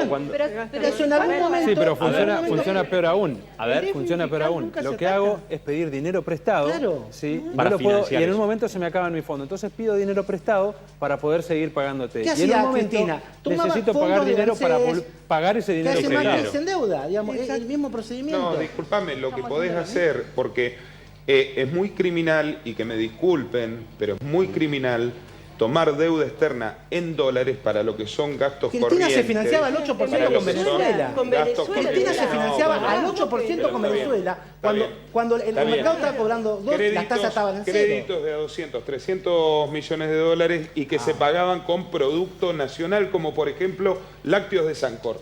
Decí la verdad completa. Así le fue a Sancor. Decí la verdad completa. ¿Cómo está Sancor? Decí la verdad completa. ¿Cómo está Sancor? Me parece que sí. Un minuto, por favor. Me parece que sí. Termino la idea. Si en todos los programas vamos a tener que debatir lo que hizo Cristina, El lo que déficit está ahora, fiscal ¿por qué tenemos que en volver? pesos. Esperame un chiquito. ¿Por qué tenemos que No, volver me siempre al interrumpiste. fracaso? A pensar en lo que hicimos mal antes. Miremos otras opciones. tema porque es si no, criminal. se agota siempre lo mismo. A ver, Que la comparación te es lo muy digo así, cortito. Es que Vos tenés volvemos a un fracasar. 2,5%. Este gobierno ha vuelto a fracasar. Tal cual. ¿Y por Ese qué es el tenemos que problema. comparar este Este fracaso con el gobierno fracaso A ver, anterior? Mariano, sí. Este gobierno tenía muchísimo menos deuda cuando asumió, tenía más o menos el mismo déficit fiscal. lo que tenía era y la el misma déficit, cantidad de estructura para más o menos sostener. el mismo déficit primario, y el déficit fiscal, que es gasto primario más intereses, tenía mucho menor que ahora. Y tenía la gente que podía comer, y tenía empresas andando, y tenía un nivel de desocupación muchísimo menor. El gasto interno, el déficit fiscal, se paga en pesos. El gasto de deuda externa para pagar déficit fiscal, digámoslo de una vez, es un negocio para los comisionistas de deuda externa. Los funcionarios de acá tienen Un minuto. Porque se comieron los stocks energéticos. Gente, de a uno, por favor. Redujo la deuda externa. Mariano, ¿Por qué se podría tener 4 empleadas o no? Porque en definitiva, no te alcanza la el plata. déficit fiscal A ver. es la diferencia entre los ingresos y los egresos del Estado. Cuando vos esa brecha se ensancha, independientemente de que sean en pesos como hizo luego en dólar, tenés que encontrar un mecanismo de financiamiento. Cristina encontró uno, Macri encontró el otro. ¿Vos preferís alguno de los dos o tendrías una tercera alternativa? Depende del momento, todos estamos endeudados. El argentino está endeudado entre 1 y 2 ingresos por mes. Yo tengo un ingreso mío endeudado, yo se le doy la tarjeta. Estoy viendo cómo desfinancio rápidamente, porque la situación las tasas me están diciendo, dale, pagá lo que estás debiendo. El problema no es el endeudamiento, el problema es el contexto, el momento, la oportunidad, la tasa, el uso que vos le vas a dar. Sí. Por ejemplo, si vos vas a importar El bienes de problema capital, del déficit fiscal es que te endeudás, y estos muchachos con igual déficit primario se han endeudado lo que no se endeudó ni No, el déficit fiscal era del 6% cuando se retiró. Exactamente. No, dos o tres cosas. Números de Todesca. Gente, por favor, están los micrófonos abiertos, por Yo favor. creo Claudia. que en un momento tan complicado como el de hoy, un momento tan difícil para el país y para toda la gente que va a ver el impacto de esta estampida del dólar en sus sueldos, es una jugada de poca monta decir que el kirchnerismo fue genial, porque lo que recibió lo que recibió este gobierno fue justamente un Estado sobredimensionado. Y me parece a mí que hay que hacerse cargo de algunas cosas y no querer remontar todo a un modelo que es verdad que echar la culpa a la herencia pesada. Si yo tuviera un gerente que me robaba, lo saco y 2 años y medio después Mariano, pierdo déjame plata, hablar. entonces Déjame hablar. o el nuevo es A mí me 3 veces más parece- chorro, o me engañaron con respecto a la anterior. Hay un tema además, yo no soy el Estado cuando pongo 4 empleadas. Soy yo. Digamos, el Estado tiene funciones que cumplir. Tiene derechos que garantizar. ¿Por qué permitimos que el Estado, por qué, por ejemplo, hagamos, estamos viendo el tema Entonces de la pongámonos universidad? de acuerdo que la gente Y eso que no lo digo yo, lo Le que voy a decir sacaron ahora. los Me voy a ganar impuestos a los que más ganan. Me voy a ganar un montón de enemigos, pero no lo digo yo, esto A lo ver, dijo el Gustavo. ministro Balay. ¿Por qué el déficit de la UADER es tan grande? Cuando hablamos hoy de la demanda de la ¿Por universidad, qué no lo es el dije yo. déficit tan grande? Porque está superpoblada. A ver, ¿por qué tenemos el déficit de la caja de jubilaciones? ¿Por qué Bordeaux recibió 13.000 millones de déficit en su... Digo, ¿y por qué estamos como estamos? ¿Cómo? ¿Por qué Déficit de caja de jubilaciones, me extraña un periodista No, no. económico, 5.000 millones. es el mismo déficit 8.000. que tiene el No, ANSES. nos dijo el La invitado. La pregunta Ahí creo está, para 8.000 hacerse ahora es, A ver, sí. digo, en este marco, la verdad que una reducción más fuerte del déficit en un contexto, digamos, en donde después de una bruta evaluación lo que viene es el ajuste en precio, la verdad que podría ser un cóctel explosivo. Sí, comparto con... Perdón, Nico, subieron a hacer 60% la tasa de referencia, están matando la economía. Las medidas del lunes a anunciar están orientadas a, de alguna manera, profundizar el ajuste, es decir, ir más allá del 1,3 que había sido anunciado para el año que viene. No hay magia, digo, en la estructura del déficit fiscal es subsidios, ¿sí? Difícilmente van a poder reducir los subsidios porque todas las tarifas energéticas en el marco de esta evaluación no hacen otra cosa que subir, o sea que subsidios a la energía difícilmente puedan reducir, obra pública, que ya se está empezando a paralizar y que probablemente, ¿sí? Y el otro gran componente a ver, es el gasto social. haceme una pausa ahí, Nicolás, porque ahora vamos a hablar, digamos, de dónde seguir reduciendo y vamos a hablar de cuáles son las exigencias del FMI, de un informe que vamos a ver ahora, pero antes compartimos mensajes, porque hay muchísimos mensajes de ustedes. Andrea, buenas noches. Sí, Lalo, algunos sobre el primer tema que abordábamos, la reforma electoral, interesante perspectiva la que plantean. Yo particularmente estoy muy contenta de poder votar 3, 4, 5 veces. Está bien, soy una señora mayor, me llamo Olga, tengo 62 años, pero creo que hay que enseñarle a nuestros jóvenes a saber utilizar esa herramienta que nos da la democracia. Hola, es terrible y triste lo que está sucediendo, no tengo un solo dólar, no los conozco, pero sé que mañana cuando vaya al almacén voy a pagar el pan y la leche a precio dólar. Esto del dólar también es culpa de Cristina, soy Ezequiel. Hola, siento que este gobierno no hace nada para parar esto que está pasando porque precisamente este es el plan del gobierno, que suframos todos y que ganen unos pocos. Me llamo Juan Manuel. Hola, por más que se esfuercen algunos panelistas, este gobierno es indefendible. Soy Daniel. Gracias, Daniel. Bueno, a mí lo que me da un poco de pena es que más allá de quién tenga la culpa o no recién, esto también sigue siendo culpa de Cristina, decía un televidente, o si seguimos hablando de la pesada herencia o no, más allá de que sea o no lo sea, lo que me da un poco de pena es que no podamos resolverlo de hoy, ¿no? Y que caigamos siempre, al parecer, en la misma... Sí, cortito y vamos a un informe. Preguntarle justamente, aprovechando que tenemos gente especializada, era no caer en esta cuestión de la dicotomía de quién es... Y dejamos la respuesta pendiente. ¿Cómo seguimos de acá para adelante? A ver, un minuto. Vamos a responder eso en un ratito. Queremos compartir un informe que tiene que ver con el FMI, las exigencias, y seguimos en el estudio.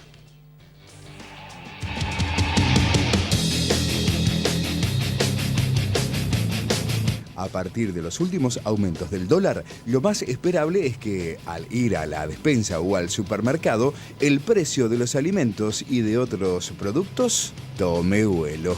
Los alimentos, los pasajes, los servicios de la luz y el gas, entre otros, no escapan a la intensa volatilidad del dólar. En Argentina, el traslado de la suba del dólar a los precios es estructuralmente más alto que en otros países debido a que hay una fuerte cultura especulativa y la moneda nacional hace tiempo dejó de ser depósito de valor a largo plazo.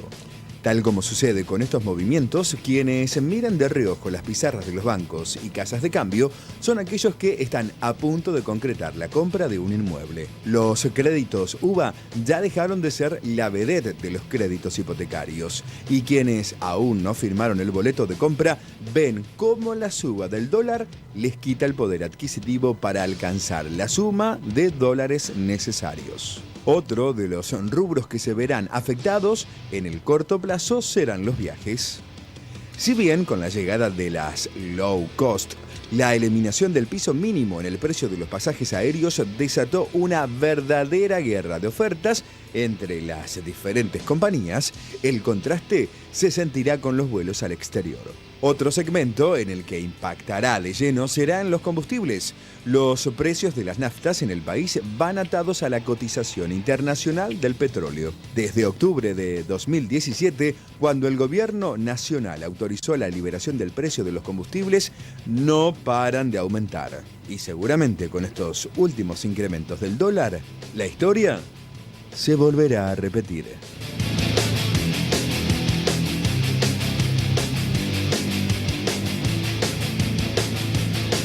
Gente, acá en este momento del informe siguió el programa, ¿eh? Y hasta, algunos se olvidaron de mirar el informe, les quiero decir, por seguir intercambiando ideas. Ahora, ¿por qué cuando se habla del déficit y por dónde recortar, siempre pensamos en el gasto social? Digo, ¿hay otros lugares por donde recortar que no sea tocando eso?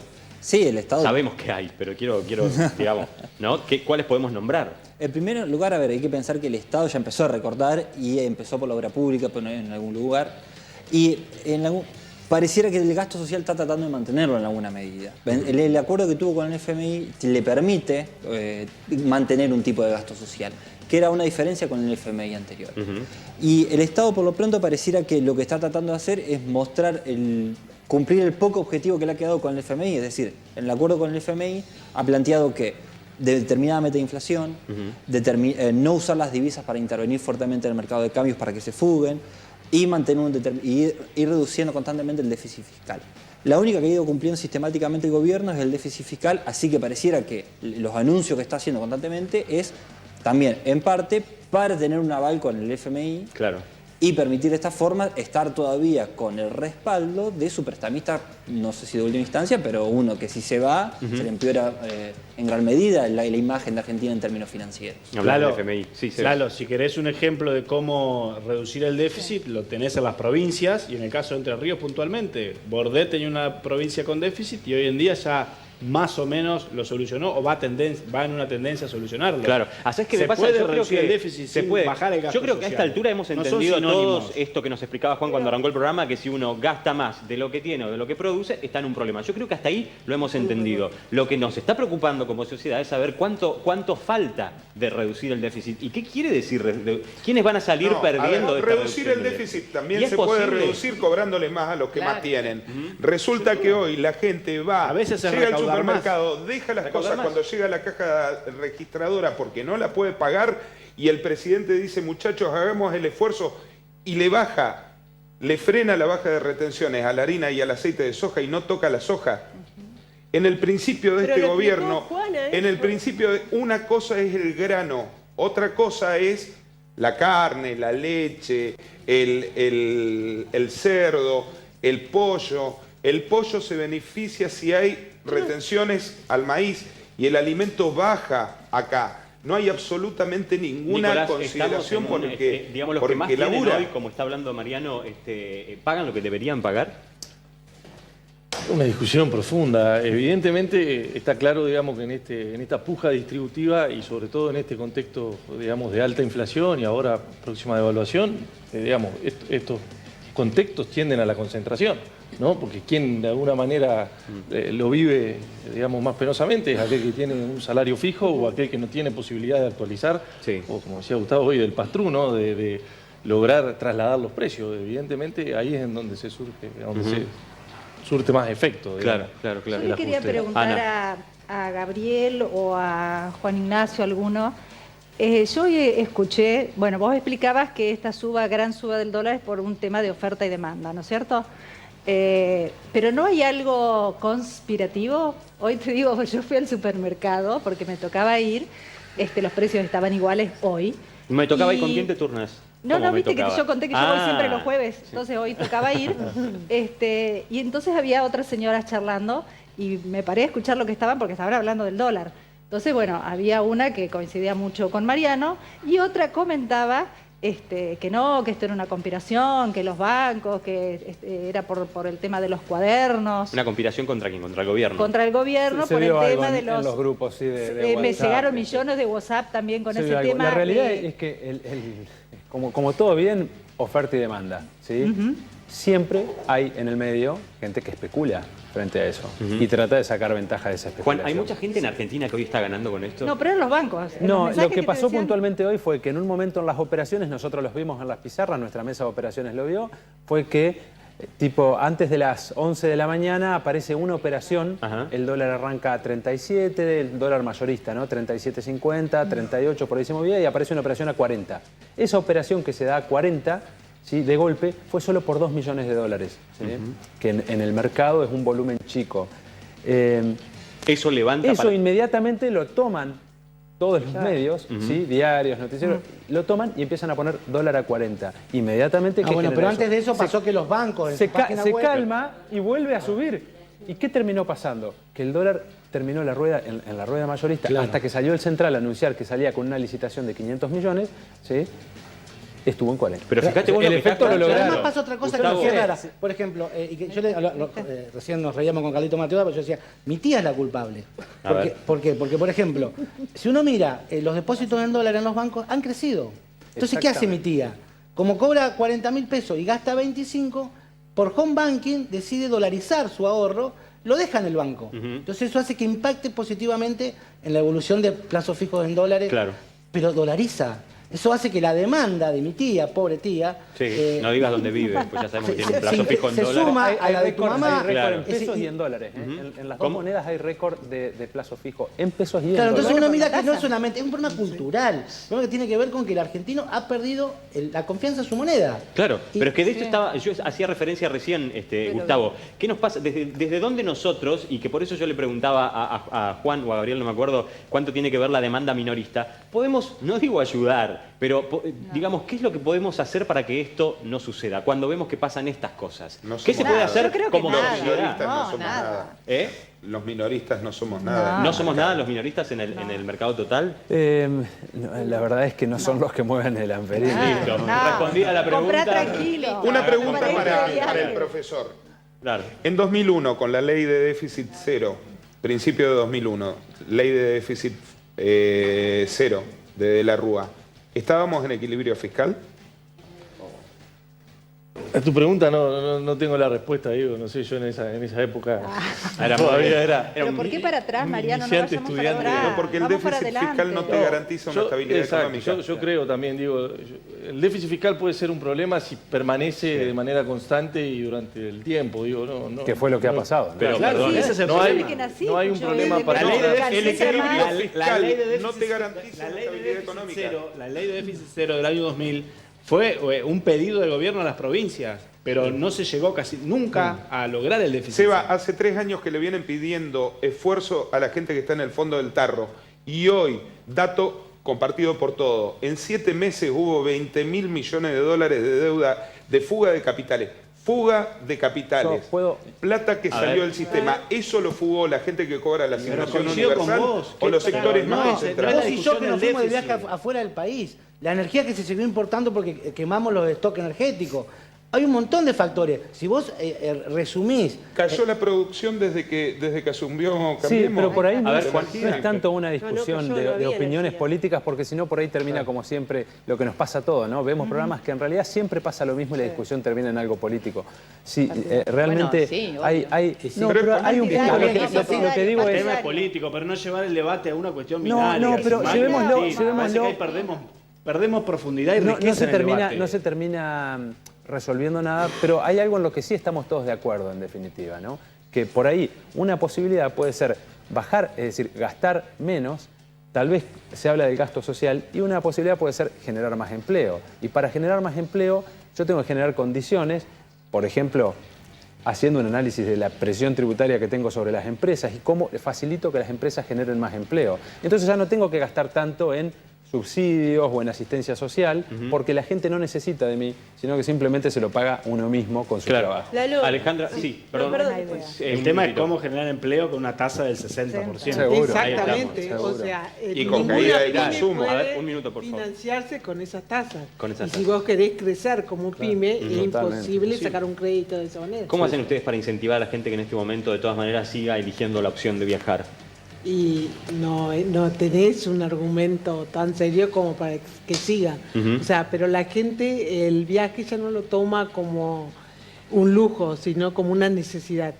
Porque realmente viajar y conocer el mundo, más allá de conocer lugares y demás, te hace conocer la idiosincrasia de cada país.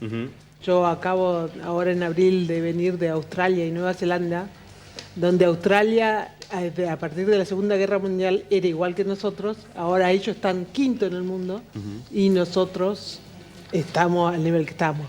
Y allá en Australia directamente el respeto, se cumplen todas las leyes, no hay déficit y demás, y ves las Nunca tuvieron golpes militares ni planes de ajustes del FMI pidiendo déficit cero. Bueno, Japón puede ser un ejemplo. Porque son parte del Commonwealth. La educación de Australia es de Cambridge. Entonces no comparemos. Hay un libro que se llama ¿Por qué Argentina no fue a Australia? Exacto. Se lo recomiendo, de Gertunov. Sí.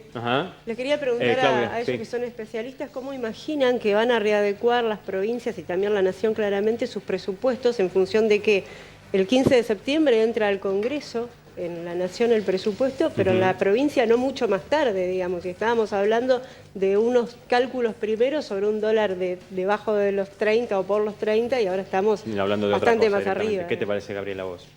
Y las provincias tratan de ajustar, y como pueden pensar que además en un contexto de recorte del déficit nacional, se le recortaron fondos a las provincias destinados a infraestructura, que van a tener que moverse en un contexto cada vez más difícil, no solamente por menos fondos nacionales, deuda en dólar que se haya tomado, que repercute fuertemente. En el caso de Entre Ríos, que tiene un programa de letras, por ejemplo, ¿afecta? ¿Complica? Sí, todo lo que es amortización, evidentemente. Sí, pero son de corto plazo y vencen en el periodo fiscal, entonces automáticamente las van liquidando, no tiene impacto sobre el problema más grave es la caída de recaudación que va a haber con el parate que se viene, con el dólar a este precio y 60% de tasa de referencia.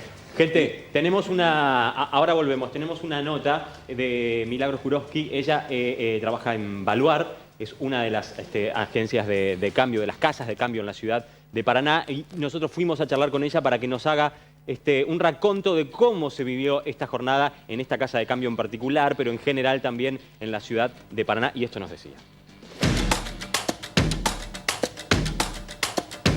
Abrimos la mañana sin operaciones, no se realizaron operaciones de venta hasta que abrió Mercado en Buenos Aires. La pizarra abrió en 40 pesos, luego ahí bajó a 39,50, de ahí otra baja hubo a 38,80 y luego de ahí volvió a 40 pesos. Después de los 40 pesos, bueno, ya empezó a 41, 42 y 43 pesos, que fue el récord. Inclusive en ese momento tuvimos que hacer un corte, digamos, en la oferta de moneda, porque no conseguimos reponernos en Buenos Aires. Y bueno, y durante la mañana sí lo que ocurrió es que tuvimos que ir limitando en función de la demanda que tenían los clientes por el monto en operaciones de $1.000 por persona, y luego bajamos a $500.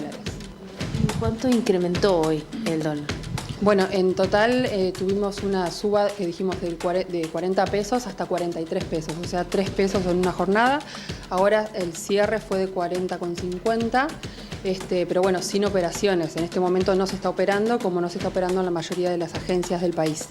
¿Cuál fue la intervención del Banco Central?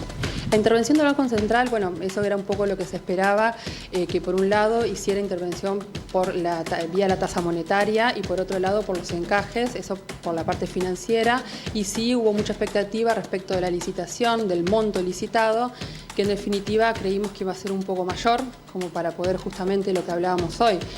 El dólar, cuando hay tanta demanda, cuando hay una corrida de estas características, se espera que la entidad monetaria, digamos, el Banco Central, ponga a disposición, porque justamente lo que, digamos, está faltando en ese momento son la disponibilidad de billetes. O sea, ante esa demanda excesiva, lo que tiene que hacer con presencia el Banco Central es imponerse y poner en el mercado la cantidad de dólares que el mercado le está pidiendo. Esto en otra oportunidad se hizo. Bueno, y hoy la licitación se hizo por 500 millones. Obviamente los resultados están a la vista, la moneda no bajó, el tipo de cambio quedó en 40,50, o sea, un monto mucho más elevado. Recordemos que ayer abrimos alrededor de 32,50, o sea, en una jornada es muchísimo el aumento.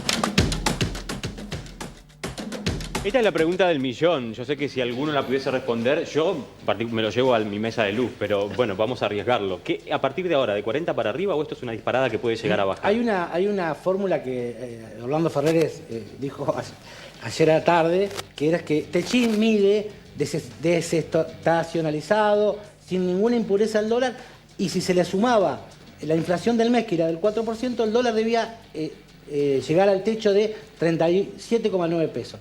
Esto fue cuando el dólar estaba a 34. Sí. Obviamente quedó desbordado, por lo tanto, si ya no importa cuál es hoy el precio, porque hay que recuperar la confianza. No hay ninguna diferencia en que valga 45, 40, porque ya la verdad que ha quedado desvalorado. Por eso yo digo, que mañana, yo creo que Ducomne no va a llegar al lunes a anunciar. Va a abrir la rueda de mañana con algún anuncio fuerte, y si es que Ducomne puede hacerlo, porque me parece que es el que está en el ojo de la tormenta. Sí. ¿No? Nicolás, vos arrancaste hablando diciendo que es un problema de confianza. ¿Qué debería o qué anuncios deberían, a tu parecer, ¿no? Hacerse para, o los pasos, ¿no? Para ganar un poco de confianza? Si esto es un problema político y de confianza.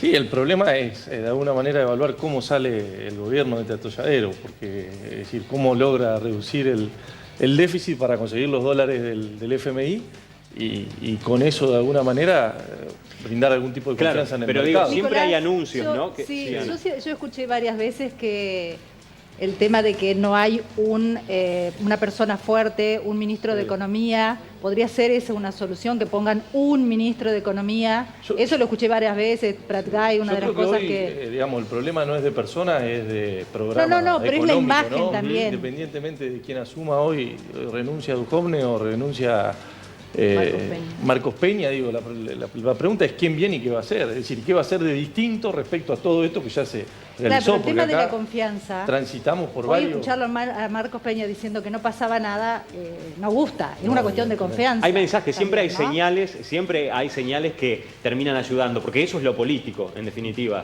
Que tendría que haber algún cambio que como mensaje y como señal ayude, más allá del programa, que haya confianza o no en el programa, como dice Nicolás. Sí, claramente, el comportamiento de corto plazo del tipo de cambio es un shock de confianza que no está.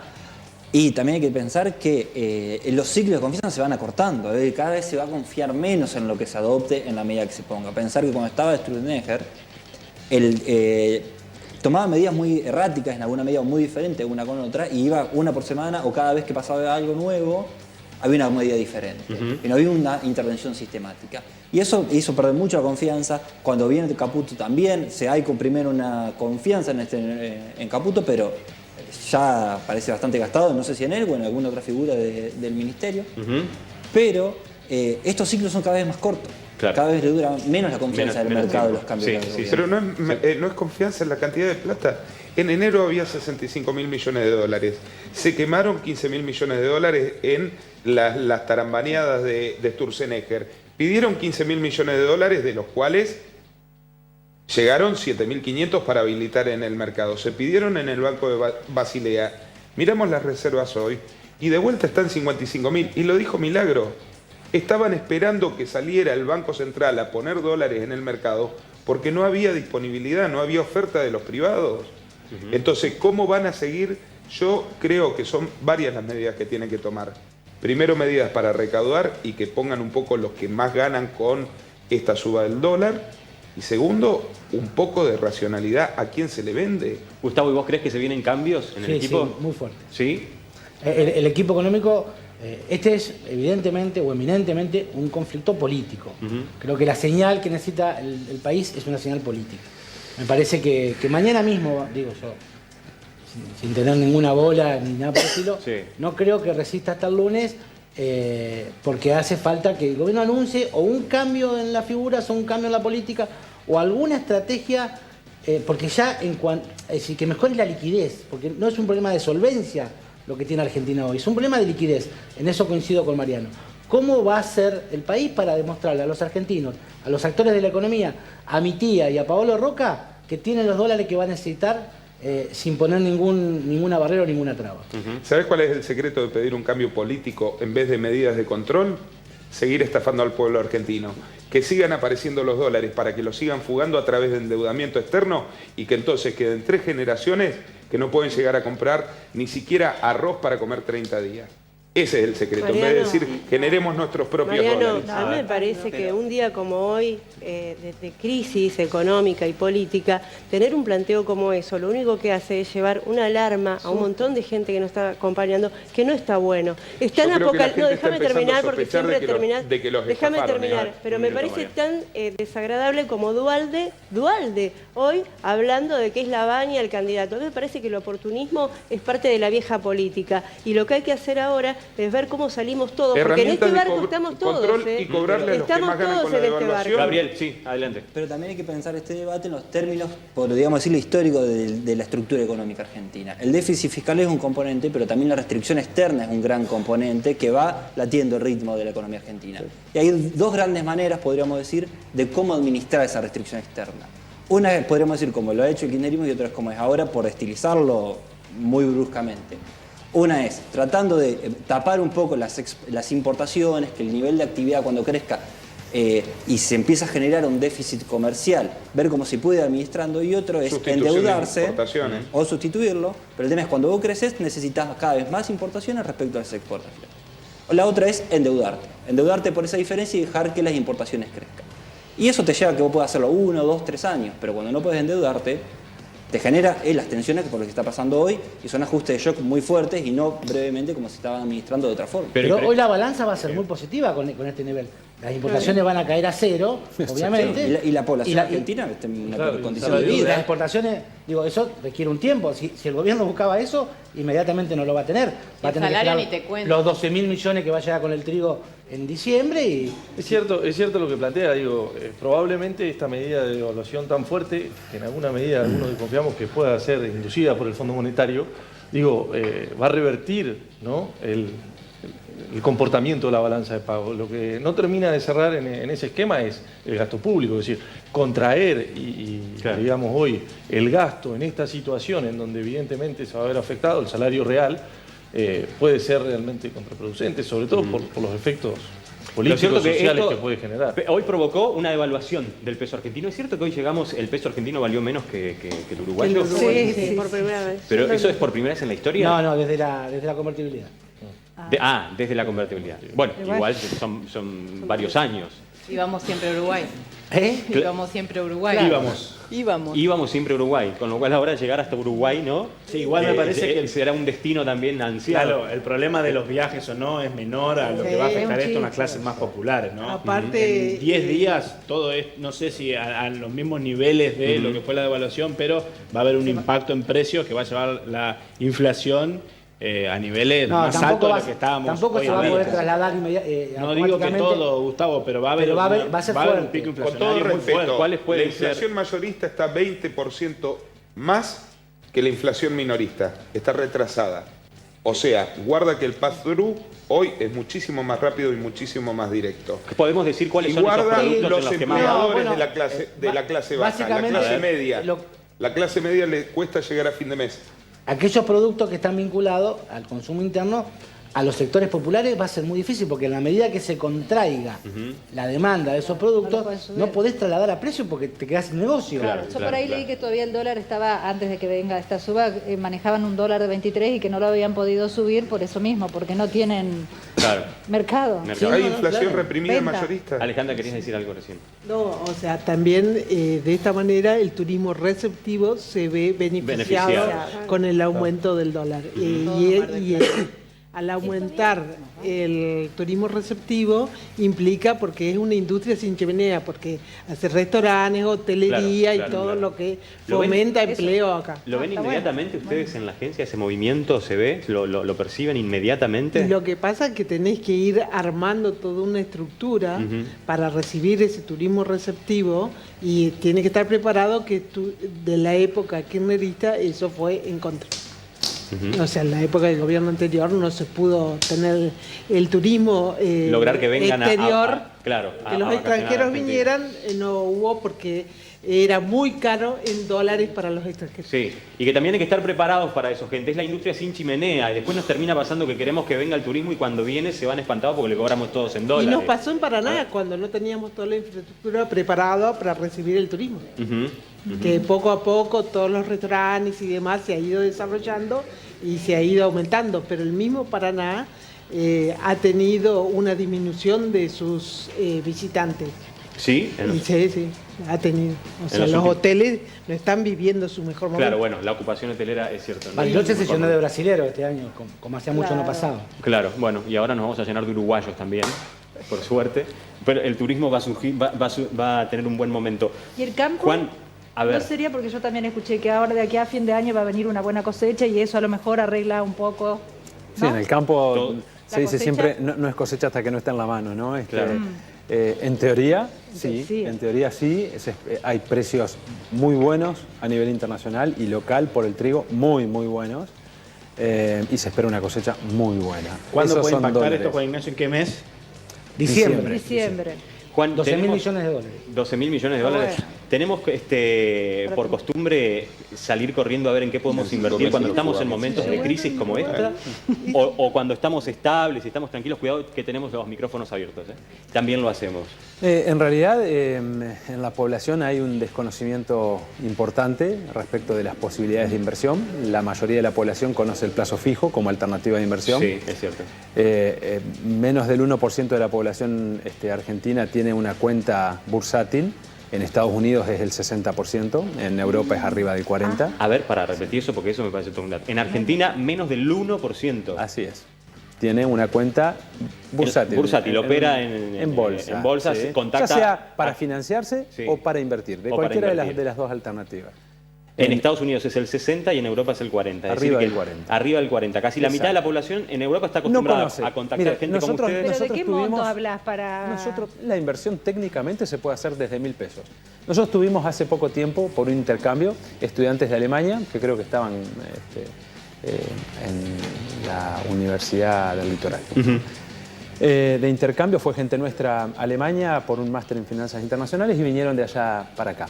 Y nos preguntaban en un momento, cuando estudiaban el área financiera nuestra, en un momento me preguntan, no entiendo bien, ¿por qué alguien colocaría en un plazo fijo cuando una LEVAC le está pagando 10% más? ¿Por qué? Porque no conoces. Desconocimiento. Simplemente desconocimiento y costumbre. ¿Por qué comprarías dólar en un banco si lo puedes comprar en la bolsa 25 centavos menos? Entonces, la realidad es que las inversiones, nuestra función y la de todos los agentes, y es de alguna forma hacer crecer el mercado de capitales, que financia a las empresas locales e internacionales en su defecto, pero principalmente locales. Juan, ¿y cómo crees que llega el 60% en el caso de Estados Unidos y el 40% en Europa a tener, de la población, de la ciudadanía, de gente como nosotros, a tener conocimiento sobre eso? Pasa, por ejemplo, para con poder las universidades. Cuando nace un niño, los padres automáticamente invierten en la bolsa pensando que esa va a ser la inversión que va a permitir el estudio de su hijo en la universidad. Sí, también nosotros tenemos una historia de decir, no te favorece tener default cada X cantidad de tiempo, la inestabilidad no te favorece, entonces no es que ayuda a desarrollar el mercado de capitales, pero sí hay consultas de forma permanente, nosotros tenemos aperturas diariamente de cuentas y las alternativas de inversión son muchas. Acciones, bonos, títulos Son públicos. muchísimas más allá del plazo fijo, más allá del plazo fijo. Gente, gracias a todos por estar. Es un tema que lamentamos tocar, porque en realidad no nos gusta. Hoy realmente fue una jornada muy convulsionada en todo el país, especialmente comenzando con esto a la mañana, y no nos trae un buen ánimo, aparte como sociedad, ¿no? Me parece que nos quedamos con un sabor amargo, recordamos cosas, pensamos que pueden llegar a pasar. Me parece que hay una cosa que también tenemos que por ahí aprender a cambiar, más allá de las idas y vueltas, de la timba a veces financiera, y es quedarnos fortalecidos con nuestro espíritu, ¿no? Como sociedad, digo, porque si quebramos eso, ahí sí me parece que el resto, la economía puede hacer lo que quiere con nosotros. Y me parece que eso es lo que también no debe seguir pasando. Gracias a todos por estar acá, Gracias a May Sandy en Urquiza 1062 por el look de hoy, a Marcelo García Neves, a todos ustedes por estar. Muchísimas gracias a los invitados. Vamos a seguir tocando este tema, esperemos que no con estos valores en los próximos programas, y nos vemos la semana que viene a las 9:30 de la noche en Canal 11 en El Ventilador. Gracias a todos.